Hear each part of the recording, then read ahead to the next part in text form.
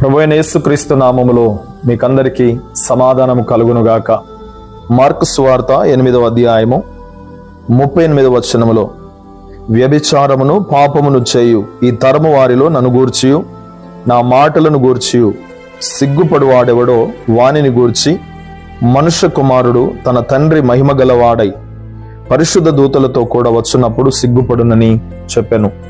ప్రియులరా, యేసు ప్రభువును నమ్ముకొని ఆయనను అనుసరిస్తున్నాము అంటున్నటువంటి ప్రజలలో చాలా మంది క్రీస్తుని గురించి చెప్పడానికి సిగ్గుపడుతున్నారు. క్రైస్తవులమని చెప్పుకోవడానికి సిగ్గుపడుతున్నారు.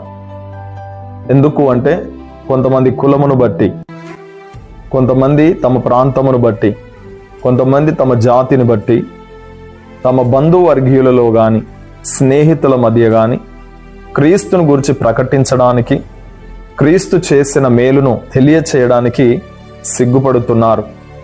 ప్రియమైన దైవ జనాంగమా, యేసుక్రీస్తు ప్రభు ద్వారా, ఆయన కార్చిన అమూల్యమైన రక్తము ద్వారా విమోచించబడి దేవుని పరిశుద్ధ జనముగాను ఆయన సొత్తైన ప్రజగాను నువ్వు చేయబడ్డావు.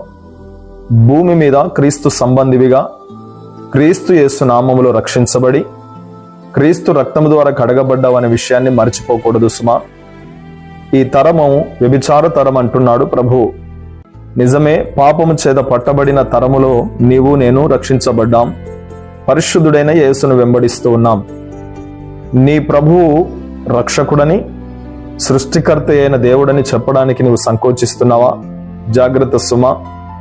నీవు నీ సిగ్గు వలన లేదా నీ భయము వలన ఒకరోజు తన దూతలతో వస్తున్నప్పుడు యేసుక్రీస్తు ప్రభుల వారు మనల గురించి కూడా సిగ్గుపడతానంటున్నాడు. కనుక జాగ్రత్త పడు.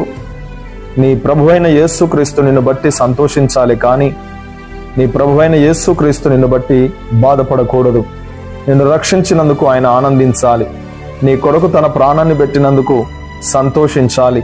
ప్రియ సహోదరి, సహోదరుడా, క్రీస్తు యేసును అనుసరిస్తున్నటువంటి దేవుని బిడ్డ, జాగ్రత్త వహించు. ఆయనను గురించి స్వార్థ ప్రకటించు. అనేక ఆత్మలను రక్షించుటలో, దేవుని రాజ్య విస్తరణలో పాలిభాగస్తుడవుగా అట్టి కృప దేవుడు నీకు అనుగ్రహించి తన కృపలో బలపరచునుగాక. ఆమేన్.